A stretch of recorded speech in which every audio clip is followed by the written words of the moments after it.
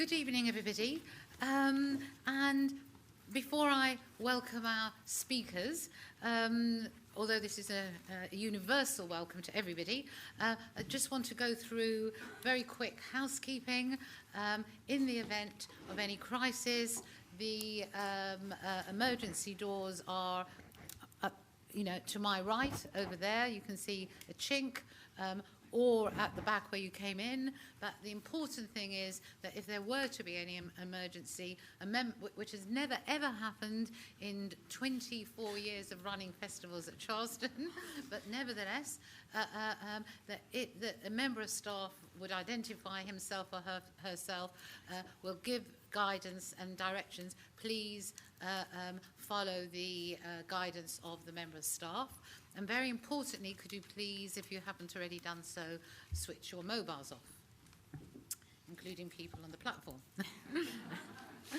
Okay, so good evening again, and it's my pleasure to welcome Susannah Clapp, furthest away from me, Hattie Morahan closest to me, and Speirs in the middle, to Small Wonder, in an event that celebrates the life and work of the incomparable novelist and short story writer Angela Carter. Speirs, who'll chair this session, is editor of Readings, BBC Radio. That seems a very modest title for someone who's responsible for commissioning more short stories for the radio than any other media produces, as well as adapting a constant flow of literary fiction for broadcast. Di was chair of the Orange New Writers Award and has been judged for several short story prizes, including the Asham, which has a connection with Charleston. Di was one of the people responsible for launching the BBC Short Story Award in 2006 and has always since then sat on the judging panel. Most importantly, Di is a long-term supporter of Small Wonder and participant in the festival. And just one more thing before I hand over to Di. Di will introduce Susannah and Hattie, but I'd just like to mention that if Hattie's version of The Tiger's Bride varies very slightly from the one with which you're familiar, it's because it's been especially adapted for this evening by Richard Hamilton Jones, and we're very grateful for his expertise, and I happen to know he's in the audience. Thank you, and I'm very happy to hand over to Di.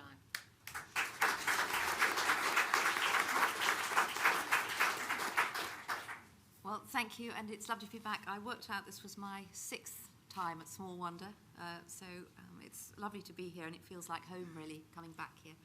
And it's a great privilege to be on the platform tonight with a wonderful actress who's a great reader, who we've worked together several times now, and with Susannah, who has written a very interesting, informative, and really illuminating book about Angela Carter, and encapsulated in a few small moments, I think, so much of her life. It's a sort of a perfect book for a short story festival. Susannah is the Observer's theatre critic, and she's also written a book about Bruce Chatwin. She's the literary executive for both Bruce Chatwin and for Angela Carter, and her book about Angela is called A Card from Angela Carter, and they're on sale outside afterwards. Hattie Morahan is an actress who's fresh from playing Nora in A Doll's House at the Young Vic to enormous acclaim, and is about to portray Helen Thomas, the wife of Edward Thomas, in a new play about Edward Thomas, which will be starting at the Almeida in a month.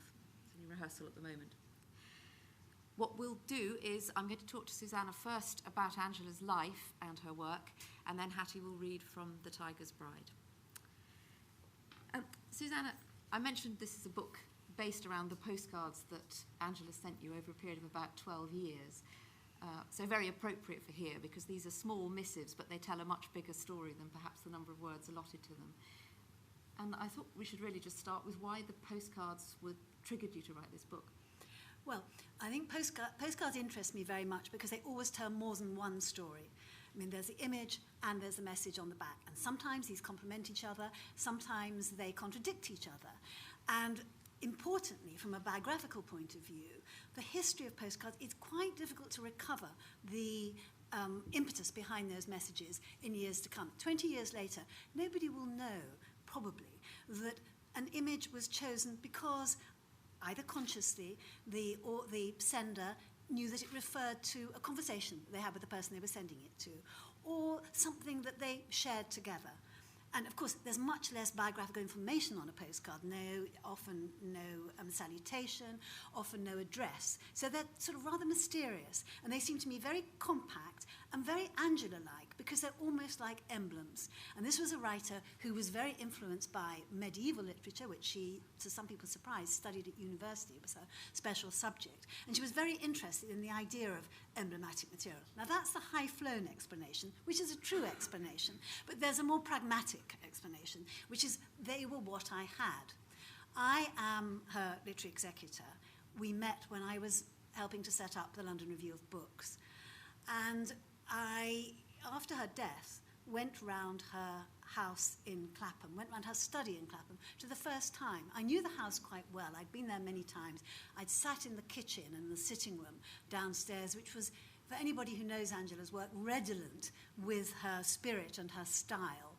Purples and marigolds on the walls, a kite hanging from the sitting room ceiling, birds left wheeling round the room, a cat looking rather balefully at the words, muddle and glory and carnival.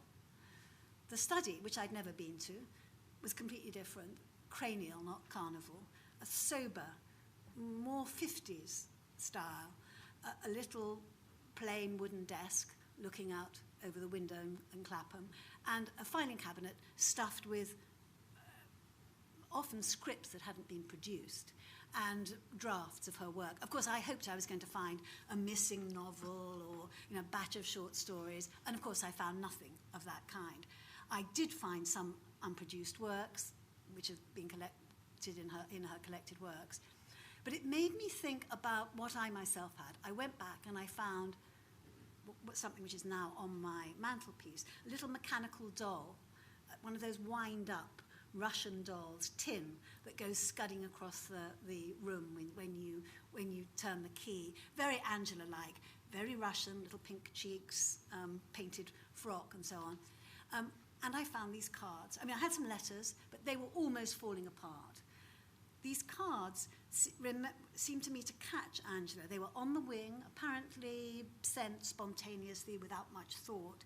Often they very much captured her prose, but very, very much captured her visual sense. And we'll hear when Hattie reads how absolutely, Helen Simpson said it very well. Helen Simpson said she's an abstract thinker with an intensely visual imagination. I think that's a very, very unusual combination, but it's exactly what it is. And these cards capture some of that. And I think they tell us more about her work than you'd actually suspect. And you talk about carnival in her house, and one of those cards is called Carnival, isn't it? And it's wonderful. It's a sort of very extraordinary image of these men walking along. It's very interesting. You're talking about the card, which is a black and white card, but it nevertheless seems to contain a lot of riot and colour in it. It's of the Pleasantown Carnival in California, and it shows men who are half in and half out of their costume, and they're not dandies. On the contrary, they have what we would now call man breasts, a lot of them. They're rather overweight, yes, slightly uneasy in their carnival, not tremendously attractive, and you can't quite tell where their bodies begin and the carnival costume ends, because the carnival costume, the thing is that the carnival costume hangs from their waists, so that they start all over again from their waists. In other words, the collars are here, then you see their chests. And when they're fully in carnival fig, great toppers cover the whole of their upper torso. You can see that from characters in the back. Now, the point about this was that Angela Wood, who she sent it from, might have been Austin, Texas, I'm not quite sure, no, it wasn't, somewhere in the States, where she often taught as a creative writing person. She was very interested in the States, sometimes very opposed to its politics, but very fascinated by the energy of it and the mix of it and the movement of it. And she was also fascinated by carnival. Why? Because, and it's absolutely central to her work, I think, and it's of course central to fairy tale, which we're talking about now, she was fascinated by things that were changing, that were almost one thing and almost another, and where sometimes you couldn't tell the difference. For example, she wrote very much in her wonderful journalism about women's fashion. Rather a surprise, and actually rather a surprise, as I was saying earlier, if you actually met her, because she was the first woman I knew who let her hair go grey, and only let her hair grow grey, but let her hair go bushy in the most sort of amazing way. She wore, I remember somebody saying when she went to Glyndebourne that her favourite garb was a very, very baggy woolen sweater. And one of those sort of tartan full skirts and possibly boots. In other words, she was absolutely not a fashion plate. What interested her was the idea of women making themselves up. I mean, not just in makeup, but the way we construct ourselves. In other words, the journalism that she wrote, and I feel passionately about it because that was how I knew her particularly, and I think that her journalism is as important, funnily enough, as her creative writing. Oh, actually, let me rephrase that. Her journalism is creative writing. Why do you say that? Well, for two reasons. One was she herself said, she trained, by the way, she went to university late. Before that, she was apprenticed to the Croydon Advertiser. And she said... her father was a journalist. Her father was a journalist, and it was her father who got her the job, or who, made the introduction. And she said that she had a demon in accuracy, so that she couldn't actually be a reporter. She had to go on to write features. And so there was, in that crude way, a creativity about her way with facts.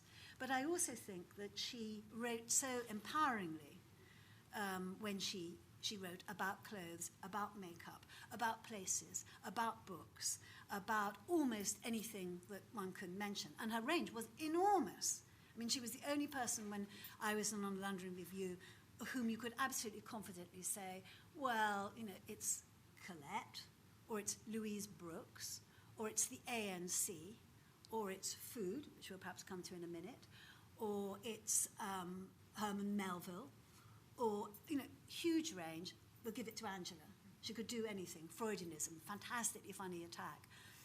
Why was it creative? It was creative because the use of language was so exact, so rich, so energetic, so generating power. That seems to me a definition of creativity. It bred creativity in the reader as well. And is it possible to read much of her journalism now? A bit, yes. There are two. I should know, and I can't remember how many selections are in print. There's certainly an excellent selection called Nothing Sacred, which I urge anybody to read. It has, again, it shows this range. It has a wonderful essay, for example, on Bath, where Angela, rather surprisingly in some ways, to those of us who think of it as a genteel city, spent her time. And the most beautiful description, both of the particular light of that place, but also of Bath as inhabited by a city of mad people. It's quite, surprising. That was she always caught you on the hop. But then also these essays about her upbringing. Essay, for example, in which she compares her grandmother to St Pancras Station. And also about books, everything. It's all there. Very, very, very well worth getting, I think. Oh, and do you think it was...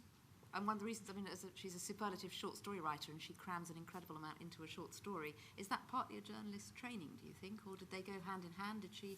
Obviously, the journalism was fed by her creative It's interesting. side. I hadn't quite thought of that. I think it did... Her journalist training certainly did help her. I think, actually, her strongest suit was not construction of plot. Interestingly enough, one of the things I found when I was looking through her... study was that she'd written poems, which I hadn't realised. She left some journals, which were partly working notebooks and partly notes, so that there were long lists of films, long lists of things that she was reading, very rarely novels. I mean, she did read novels, but they were much more books of about witches or recipe books, sort of thing. I think that there was a journalistic element to what she did, but I think also the point was that she, although she was interested in story, it wasn't large architectural planning that was her strong suit. She was much better on the short burst. And when you look at the poems, which are really, really interesting, we've, there's one in my book, so you'll have to buy it, you see, that you can see already that it was a richness of language, a sense of capturing what was around her, a sensuality that was very important to her. And I think it sometimes makes a tremendous short story writer, and it sometimes makes her novels wonderful, but not exactly page-turning. I mean, you get to the end of the page and it's wonderful and you glory in it, and then you take a deep breath and there's the next page. And it's not like reading Geoffrey Archer, for one. Let's put it that way. No. You wouldn't confuse the two.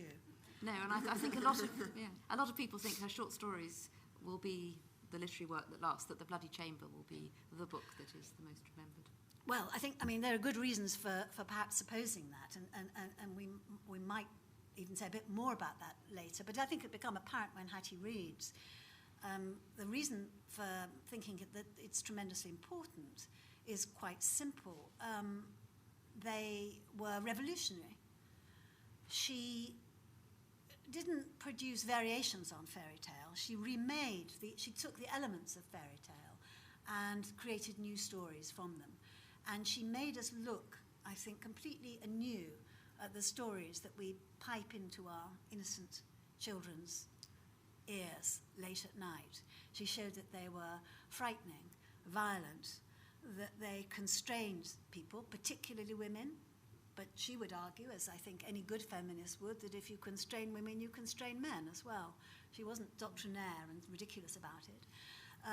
And she thought that by recharging these ingredients, she could give women a way of, give everybody a way of empowering themselves, but a way also of looking lushly and freshly at the world. There's a very interesting interview with Jenny Murray. It's a real, you can get it on YouTube, and it's really worth hearing, because apart from anything else, Jenny Murray sounds about 23. I mean, I'm probably very posh in those days. Yeah, they were both quite posh, and it's very interesting because you can hear Angela's voice, which we were talking about earlier. Interesting, yes. Which I'll describe in a second. But what's interesting about that is they're talking. It was when she was editing one of the Virago book of fairy tales. She edited 2 Virago books of fairy tales, which were fairy tales from all over the country. So Eskimo fairy tales, Inuit fairy tales, and Indian fairy tales, and tales from Czechoslovakian, as it then was, and so on. And Jenny Murray asks her why she wanted to work on fairy tale, and Angela says, well, we need more heroines. And Jenny Murray says, but we've got, the traditional fairy tales are full of heroines. I mean, look at Cinderella, for example. And Angela says, yeah, but, Sleeping Beauty. You wouldn't really say she was a figure with much get up and go, That's what she was like, yes.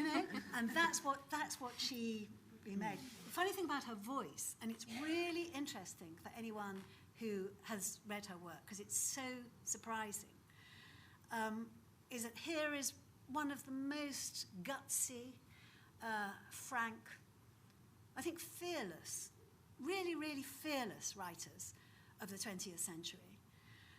And I'm sorry she wasn't in the 21st century, which she should be. Let's forget, she died 20 years ago. She was only born in 1940. That she was fearless both in her subject matter and in her use of language and in her variety and what she said, and in the forthrightness of her politics. She wasn't afraid of appearing solemn. She wouldn't have been one of these women who nowadays said, I wouldn't call myself a feminist, but, none of that. She was right out there, but also with this tremendous, raunchy, rolling, life-enhancing sense of humour. But when you hear her voice, it's very odd because it's quite high-pitched, and it's quite... I'm smiling here because I have to say that one of her great friends, one of her oldest friends, who happens to be a Charleston guide, actually, is in the audience. She was at university with her, so it's very moving to me to see her hair, and she did nod. So I'm checking from time to time if she does nod. Anyway, she had this sort of strange little piping voice, that was half genteel. I mean, it was genteel. The vowels were slightly sliced. You know, nowadays, I'm sure more writers would put on a kind of faux streetwise voice, you know, just to show that they were really sort of down with the kids kind of thing. Not Angela. But of course it was very subtle, because was that gentility really a terrible irony that she was practicing on you? Was it a sort of parody of gentility?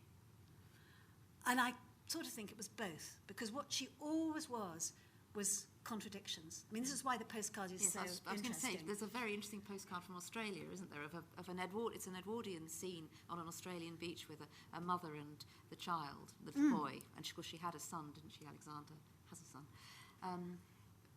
That's a postcard about motherhood and about politics. It looks like a very very beautiful sort of image of a time lost. But I wonder why she chose that. Well, I mean, of course, I don't know. This is my speculation, but this was one of, to me, the most. I'm glad you mentioned that one, because it is to me one of the ones that's most dear to my thesis, as it were, because it's, as you say, it's a postcard by an Australian painter.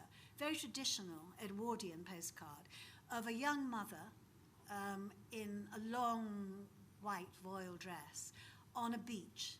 And in the background you can see people frisking with baiters and holding their dresses up and slightly probably flirting, and little frisky waves and the sun.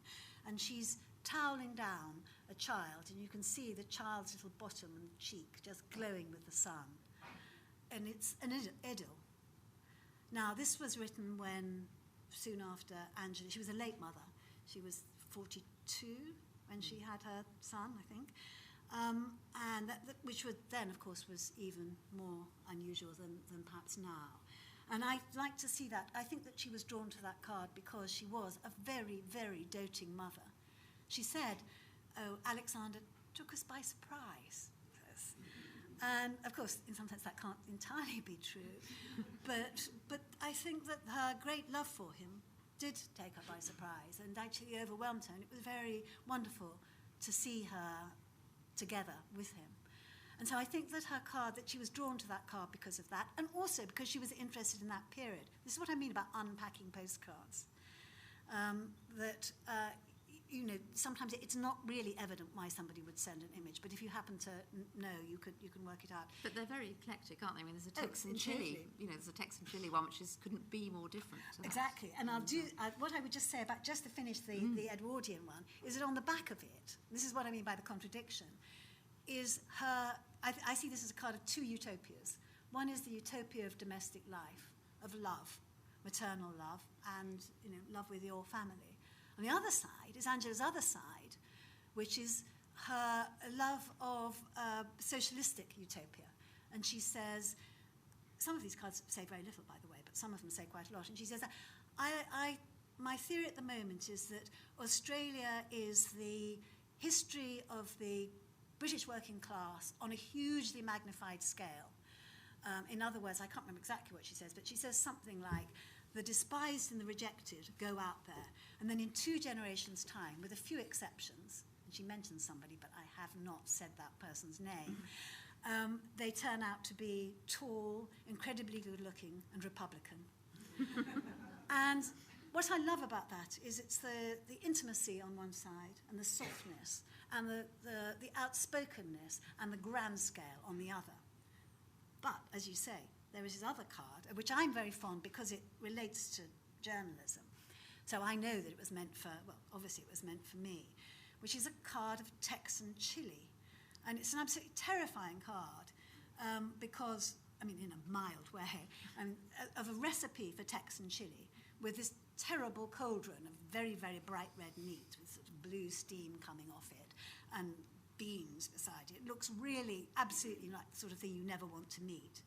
On the back of it, it says, Carter's reply to the critics. I'd like to feed it to that drivelling wimp, ... Again, I've taken the name out because I think that drivelling wimp is still alive. He's all right, actually. Preferably through his back passage.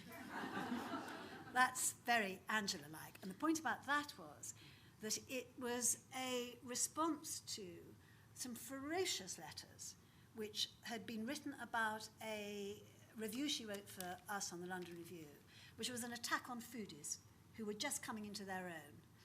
And she reviewed the foodie handbook, a book by Elizabeth David, and the Chez Panisse cookbook at the same time. And she was, in some sense, morally offended by these books, coming out at a time when there was a terrible Ethiopian famine. And it wasn't, by the way, they were quite wrong in saying she didn't like cooking and didn't like eating, but she didn't like what she called the finicking obsession with food. By the way, people went on and on about lettuce leaves while then switching on the television and seeing somebody dying in front of them. She said that. That was quite a courageous thing to say, because it was an unfashionable thing to say, which is more courageous than saying things which are more obviously courageous, if you see what I mean. And my goodness, she got absolutely clobbered for it on the letters pages. I mean, they called her a Puritan, they called her a prig. Somebody said she shouldn't be in charge of a pram. They knew she was pregnant, let alone a kitchen knife. All this sort of thing. So that was what that card was in response to. It's very interesting to me, the cooking thing, because A, she did like cooking. She was tremendously sensual, and she liked cooking. I remember her sitting in her kitchen with a cat on her lap, cooking, I think it was rabbit and apricot, something like that. And also, I think there's something very interesting in terms of somebody who's interesting about fairy tale in her relation to food, which was that when she was a late teenager, she was anorexic. And she was anorexic, and she said, she was completely forthright about it. She said that it was an attempt to gain control of her life from over-possessive parents, which seems a classic textbook definition of anorexia. But I've always thought that I'm sure somebody's written a PhD about it, because people are always writing PhDs about Angela, that it's very interesting that somebody who was so interested in fairy tale, who has so many in fairy tale being stuffed with form-changing, shape-changing, little, big, magic spells, trying to get control, should have been an anorexic. I mean, I feel that there was an almost physical, visceral bond between the two things. By the way, when she chose her book for Desert Island Discs, which she'd got it all, the Desert Island Disc worked out, but she died before it could be recorded. She said because John Major, who was then the Prime Minister, had pushed her off her slot. Now, whether that was perhaps the BBC, but we'll tell us. I don't know. I can't answer for the BBC. But anyway, when she chose her book for Desert Island Discs, it was La Russe Gastronomique, which would have surprised most people who knew her, who would have expected her to choose, I don't know, Marcuse or Foucault or a great, or a great novel or something. And she said, and we did ask her why. I mean, or somebody must have asked, the researcher probably asked her why, and she said she chose it because it was a good read. And actually, it is a good read, in fact. But it took somebody like Angela to point that out. By the way, when she was on the London Review, she wrote a cracking piece for us about the potato, the history of the potato. And she called it, I've never forgot, she called it that godless vegetable, the potato.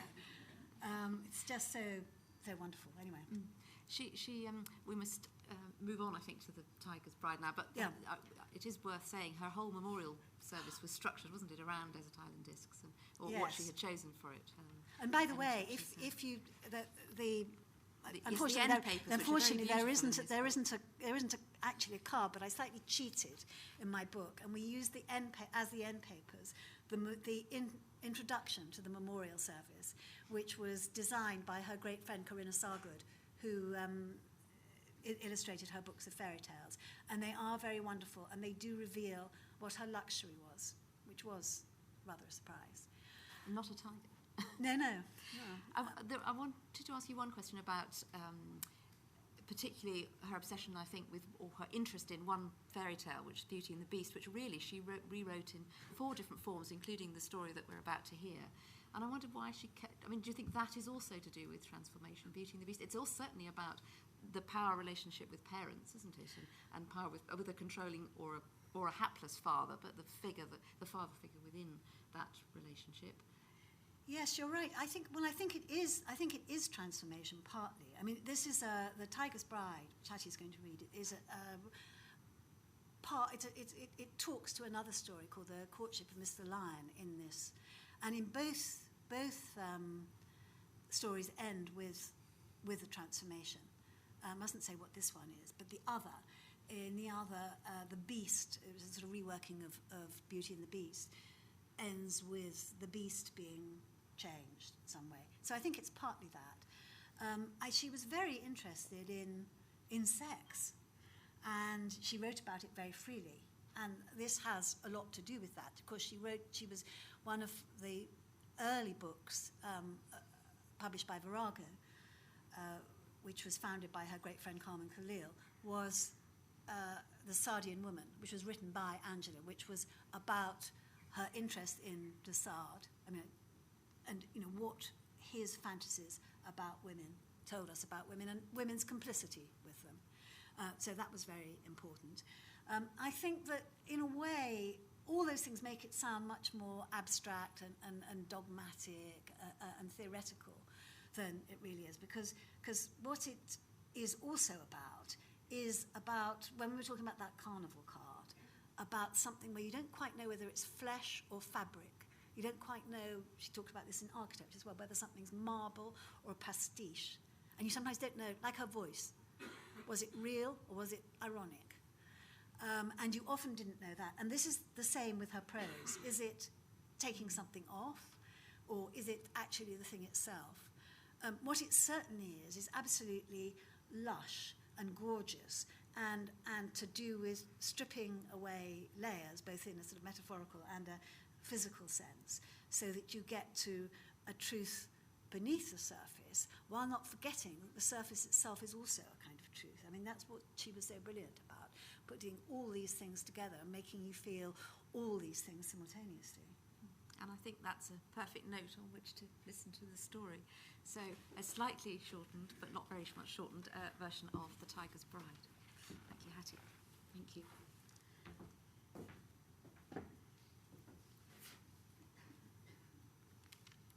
The Tiger's Bride. My father lost me to the beast at cards.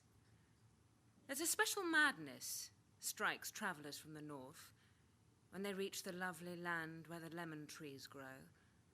We come from countries of cold weather. At home, we are at war with nature, but here, you think you've come to the blessed plot where the lion lies down with the lamb. Everything flowers. No harsh winds stir the voluptuous air. The sun spills fruit for you. But then the snow comes. You cannot escape it. It followed us from Russia as if it ran behind our carriage, and in this dark, bitter city has caught up with us at last, flocking against the window panes to mock my father's expectations of perpetual pleasures, as the veins in his forehead stand out and throb. His hands shake as he deals the devil's picture books.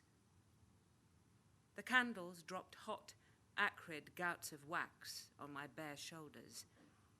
I watched with the furious cynicism peculiar to women whom circumstances force mutely to witness folly, while my father, fired in his desperation by more draughts of the firewater they call grappa, rids himself of the last scraps of my inheritance. How he laughs as if with glee as he beggars himself. He is in such a passion to donate all to the beast. Everyone who comes to this city must play a hand with the grand seigneur. Few come. They did not warn us at Milan, or if they did, we did not understand. Indeed, I myself spoke up in favour of this remote provincial place, out of fashion 200 years, because, oh irony, it boasted no casino. I did not know that the price of a stay in its Decembral solitude was a game with milord. The hour was late. The chill damp of this place creeps into the stones, into your bones, into the spongy pith of the lungs. It insinuated itself with a shiver into our parlour, where milord came to play. in the privacy essential to him. Who could refuse the invitation his valet brought to our lodging? Not my profligate father, certainly. The mirror above the table gave me back his frenzy. The coloured tide of the cards as they rose and fell, the still mask that concealed all the features of the beast, but for the yellow eyes that strayed now and then towards myself. La bestia, said our landlady, gingerly fingering an envelope with his huge crest of a tiger rampant on it. Something of fear, something of wonder in her face. And when she saw me, que bella. Since I could toddle, always the pretty one, with my glossy nut-brown curls, my rosy cheeks, and born on Christmas Day, her Christmas rose, my English nurse called me. The peasants said the living image of her mother, crossing themselves out of respect for the dead. And the beast gave me the rose from his own impeccable, if outmoded, buttonhole when he arrived. This white rose, unnatural, out of season, that now my nervous fingers ripped petal by petal apart, as my father magnificently concluded the career he had made of catastrophe. My senses were increasingly troubled by the fuddling perfume of my lord, far too potent a reek of purplish civet at such close quarters in so small a room. I never saw a man so big look so two-dimensional. In spite of the quaint elegance of the beast, he has an odd air of self-imposed restraint, as if fighting a battle with himself to remain upright when he would far rather drop down on all fours. Only from a distance would you think the beast not much different from any other man, although he wears a mask with a man's face painted most beautifully on it. Oh yes, a beautiful face, but one with too much formal symmetry of feature to be entirely human. He wears a wig, too, false hair tied at the nape with a bow, and gloves of blonde kid that are yet so huge and clumsy they do not seem to cover his hands. He is a carnival figure, made of papier-mâché and crepe hair, and yet he has the devil's knack with cards. His masked voice echoes as from a great distance as he stoops over his hands, and he has such a growling impediment in his speech that only his valet, who understands him, can interpret for him, as if his master were the clumsy doll, and he the ventriloquist. The wick slumped in the eroded wax, the candles gutted. By the time my rose had lost all its petals, my father, too, was left with nothing. Except the girl. Gambling is a sickness. My father said he loved me, yet he staked his daughter on a hand of cards. He fanned them out. In the mirror, I saw wild hope light up his eyes. A queen, a king, an ace. I saw them in the mirror. Oh, I know he thought he could not lose me. Besides, back with me would come all he had lost, the unravelled fortunes of our family at one blow restored. And would he not win as well the beast's hereditary palazzo outside the city, his immense revenues, his treasure chest, his mantegnas? You must not think my father valued me at less than a king's ransom, but at no more than a king's ransom. So we teetered on the brink. The beast bayed, laid down all the 3 remaining aces. The indifferent servants now glided smoothly forward, as on wheels, to douse the candles one by one. To look at them, you would think that nothing of any moment had occurred. They yawned a little resentfully. It was almost morning. The beast's man informed me crisply that he, the valet, would call for me and my bags tomorrow at 10 and conduct me forthwith to the beast's palazzo, where my father had been red as fire. Now he was white as the snow that caked the window pane.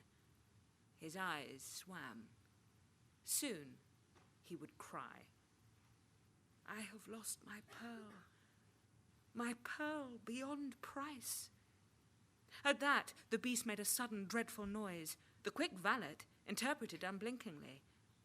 My master says, if you are so careless of your treasures, you should expect them to be taken from you. He gave us the bow and smile his master could not offer us, and they departed. I watched the snow until just before dawn it stopped falling. Next morning, there was a light like iron. The beast's carriage was black as a hearse, and it was drawn by a dashing black gelding. The valet sat up on the box, clasping, of all things, a bunch of his master's damned white roses, as if a gift for flowers would reconcile a woman to any humiliation.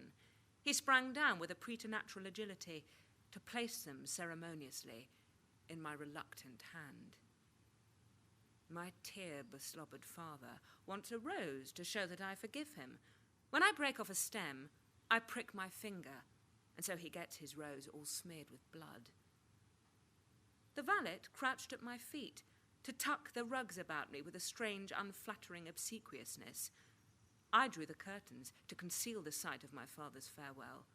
My spite was sharp as broken glass.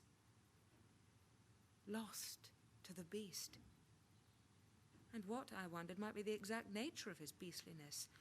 My English nurse once told me about a tiger man she saw in London. They'd brought him from Sumatra, she said. His hinder parts were all hairy, and only from the head downwards did he resemble a man. And yet the beast goes always masked. It cannot be his face that looks like mine.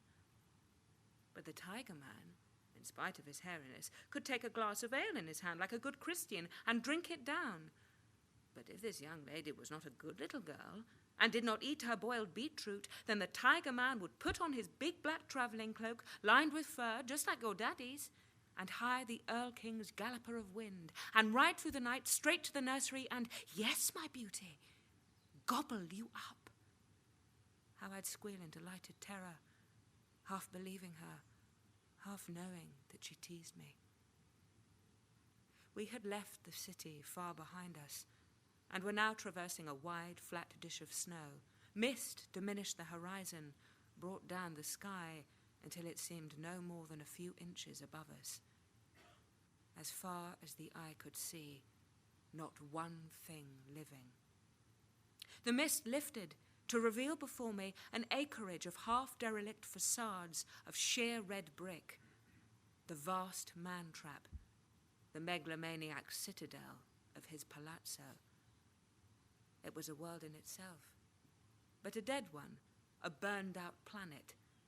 I saw the beast bought solitude, not luxury, with his money. The valet tweaked politely at my sleeve. My lord is waiting.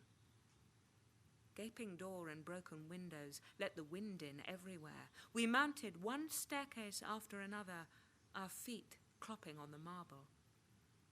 My lord has his eyrie high above the house, a small, stifling, darkened room. He keeps his shutters locked at noon. I was out of breath by the time we reached it, and returned to him the silence with which he greeted me. I will not smile. He cannot smile. The valet coughed. To him fell the delicate task of transmitting to me his master's wishes. My master... A stick fell in the grate. The valet started, lost his place in his speech, began again. My master has but one desire. The thick, rich, wild scent with which Milord had soaked himself the previous evening hangs all about us, ascends in cursive blue from the smoke hole of a precious Chinese pot. He wishes only... Now, in the face of my passivity, the valet twittered, his ironic composure gone. He gulped. He swallowed.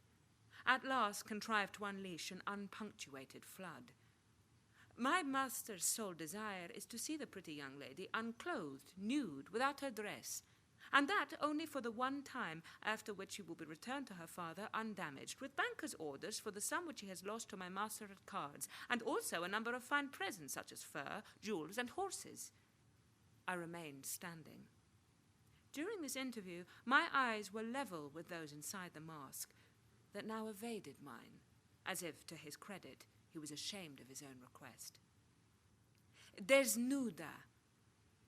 I could scarcely believe my ears. I let out a raucous guffaw.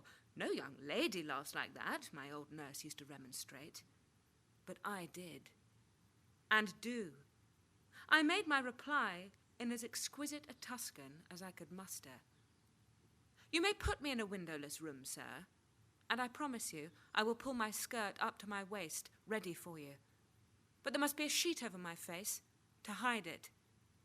There, you can visit me once, sir, and only the once. After that, I must be driven directly to the city and deposited in the public square in front of the church.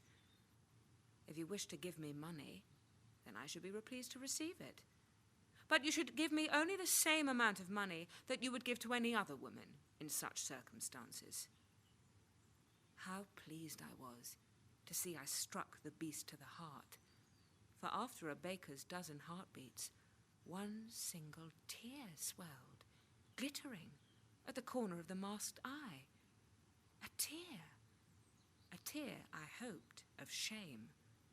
The tear trembled for a moment, then tumbled down the painted cheek to fall with an abrupt tinkle on the tiled floor.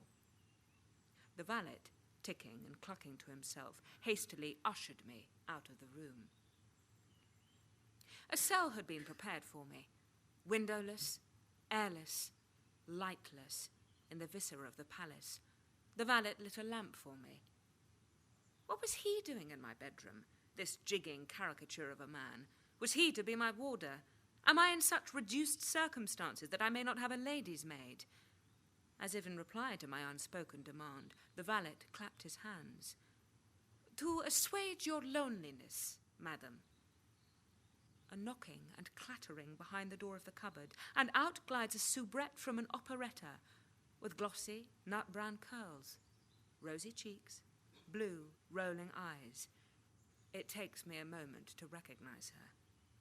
She carries a looking-glass in one hand and powder-puff in the other, and there is a musical box where her heart should be.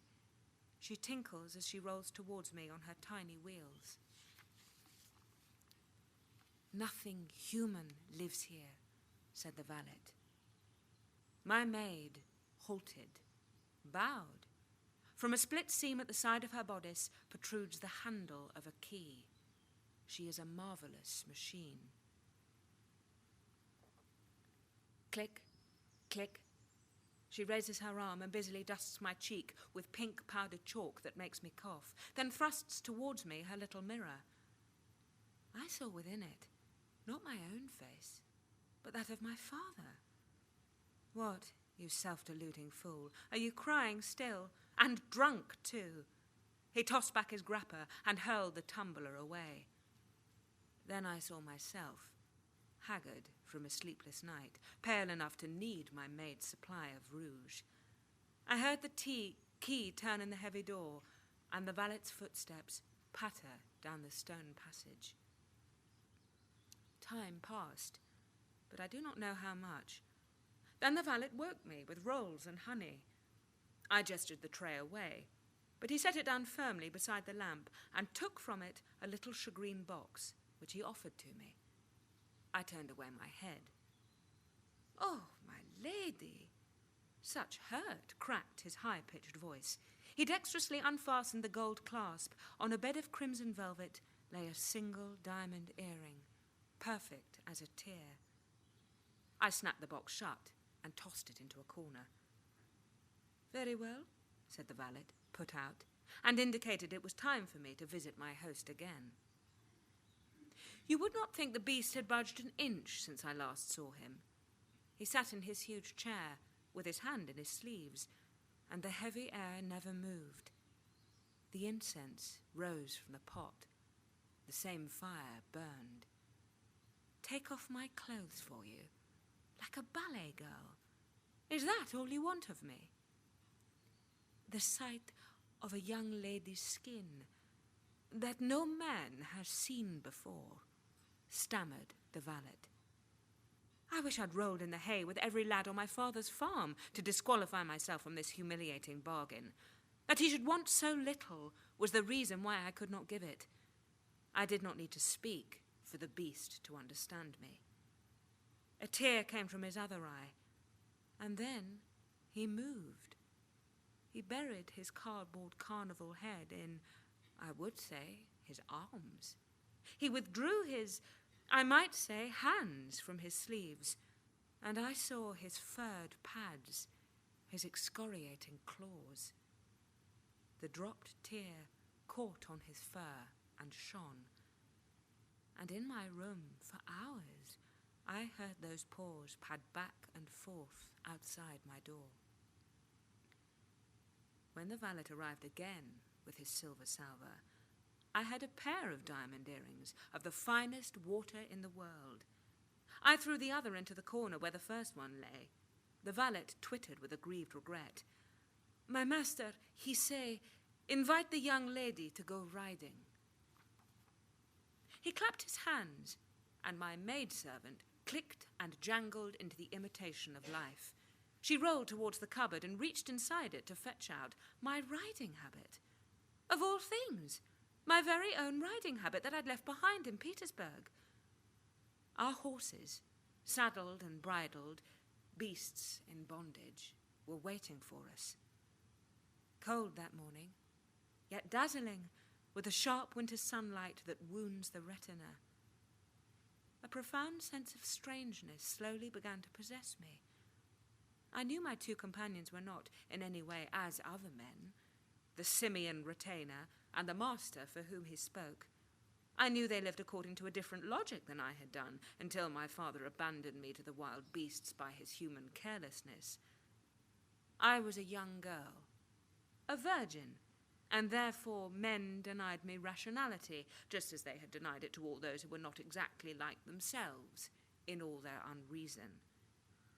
If I could see not one single soul in that wilderness of desolation all around me, then the six of us, mounts and riders both, could boast amongst us not one soul either, since all the best religions in the world state categorically that not beasts nor women were equipped with the flimsy, insubstantial things when the good Lord opened the gates of Eden and let Eve and her familiars tumble out.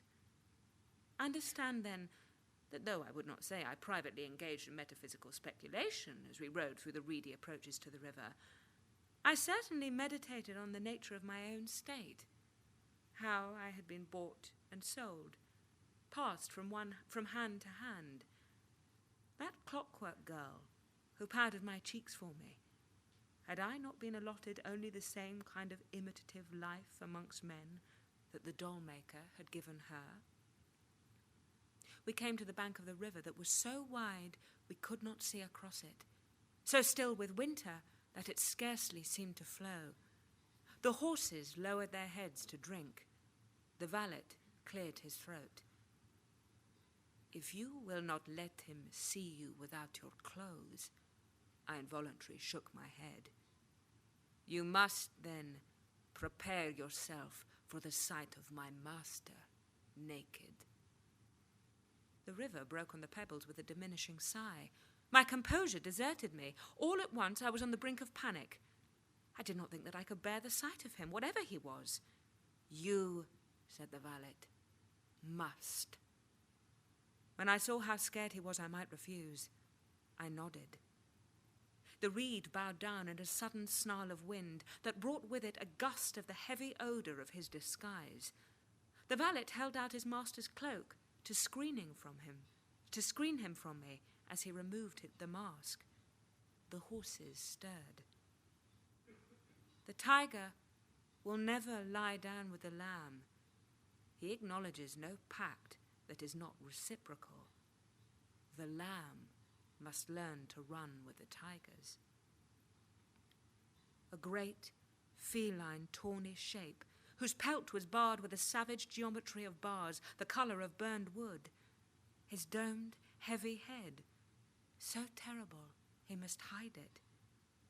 How subtle the muscles, how profound the tread, the annihilating vehemence of his eyes like twin suns. I felt myself ripped apart as if I suffered a marvellous wound. The valet moved forward as if to cover up his master now the girl had acknowledged him. But I said, "No!"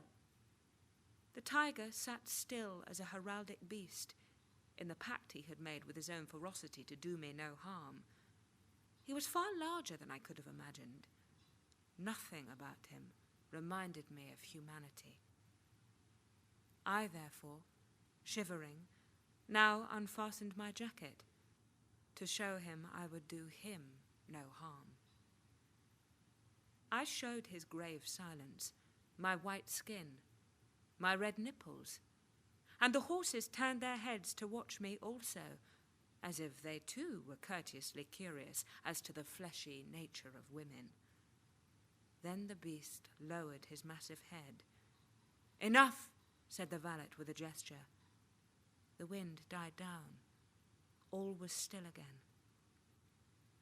Then they went off together, the valet on his pony, the tiger running before him like a hound, and I walked along the riverbank for a while. I felt at liberty for the first time in my life. Then the winter sun began to tarnish. A few flakes of snow drifted from the darkening sky, and when I returned to the horses, I found the beast mounted again on his grey mare, cloaked and masked, and once more, to all appearances, a man. And so we returned to the palace. The valet did not return me to my cell, but instead to an elegant, if old-fashioned, boudoir with sofas of faded pink brocade, a gin's treasury of oriental carpets, tintinnabulation of cut glass chandeliers. Candles struck rainbows from the prismatic hearts of my diamond earrings that lay on my new dressing table, at which my attentive maid stood ready with her powder puff and mirror. I took the looking-glass from her hand, but it was in the midst of one of its magic fits again, and I did not see my own face in it, but that of my father. At first, I thought he smiled at me. Then I saw he was smiling with pure gratification. He sat, I saw, at the very table where he had lost me, engaged in counting out a tremendous pile of banknotes. My father's circumstances had changed already, well-shaven, neatly barbered, smart new clothes. The beast had clearly paid clash on the nail for his glimpse of my bosom, and paid up promptly. Then I saw my father's trunks were packed, ready for departure. Could he so easily leave me here? There was a note on the table with the money, in a fine hand. I could read it quite clearly. "The young lady will arrive immediately. Some harlot with whom he'd briskly negotiated a liaison on the strength of his spoils?" Not at all. For at that moment, the valet knocked at my door to announce that I might leave the palace at any time. When I looked at the mirror again, my father had disappeared, and all I saw was a pale, hollow-eyed girl whom I scarcely recognized. "Leave me alone," I said to the valet. He did not need to lock the door now. I fixed the earrings in my ears. They were very heavy. Then I took off my riding habit. But when I got down to my shift, my arms dropped to my sides. I was unaccustomed to nakedness. I was so unused to my own skin that to take off all my clothes involved a kind of flaying. I thought the beast had wanted a little thing compared with what I was prepared to give him. But it is not natural for humankind to go naked, not since we first hid our loins with fig leaves. He had demanded the abominable. I felt as much atrocious pain as if I was stripping off my own underpelt. Then I was flinching stark, except for his irreproachable tears. I huddled in the furs I must return to him, to keep me from the lacerating winds that raced along the corridors. I knew the way to his den without the valet to guide me. No response to my tentative rap on the door. Then the wind blew the valet whirling along the passage. He must have decided that if one should go naked, then all should go naked. Without his livery, he revealed himself, as I suspected, a delicate creature, covered with silken moth-grey fur, chocolate muzzle, the gentlest creature in the world. The valet bowed me inside the beast's room. The purple dressing gown, the mask, the wig were laid out on his chair. A glove was planted on each arm. The empty house of his appearance was ready for him, but he had abandoned it. There was a reek of fur and piss. The incense pot lay broken in pieces on the floor.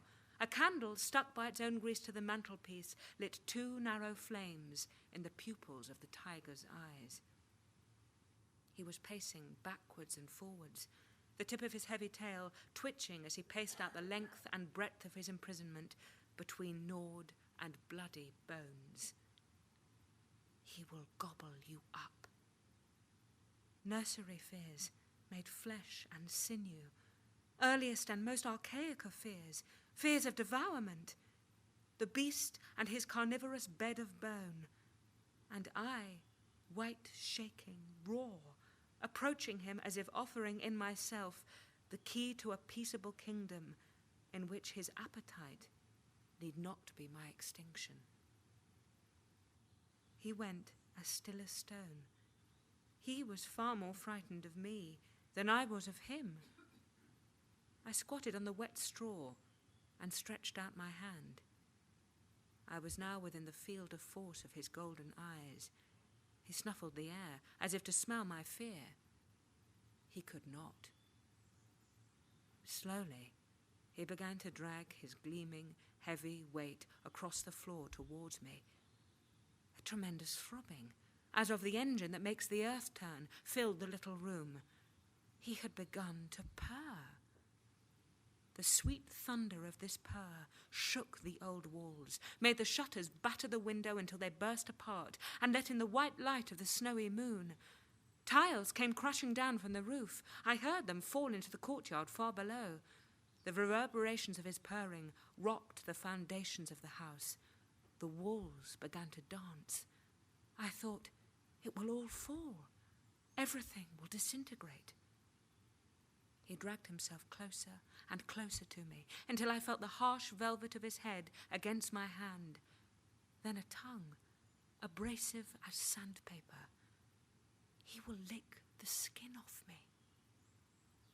And each stroke of his tongue ripped off skin after successive skin, all the skins of a life in the world, and left behind a nascent patina of shining hairs.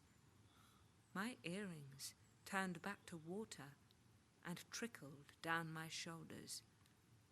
I shrugged the drops off my beautiful fur.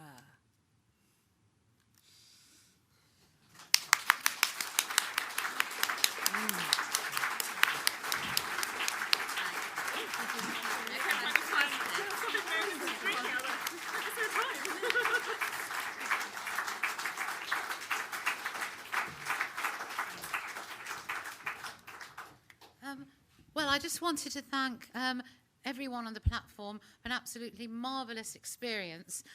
It felt wonderful to share some sort of intimate recollections of Angela Carter that were also brought her alive again as a personality, but fundamentally as a writer, and for that to be followed by her own words, her rendition of Beauty and the Beast. It was just an exceptional opportunity, and thank you so much to Di for being the bridge between the two. I think after hearing so much from Angela Carter, we didn't feel it was really would work to have questions, although I'm sure you're all bursting with questions. So what we're actually going to do is going to take all the speakers off the stage. Colin will do that. We'll take Susannah back to the bookstall where you can talk to her. We've got the book there, which actually do have the postcards. And while they do that, perhaps we can just thank Susannah, Hattie, and Di once more.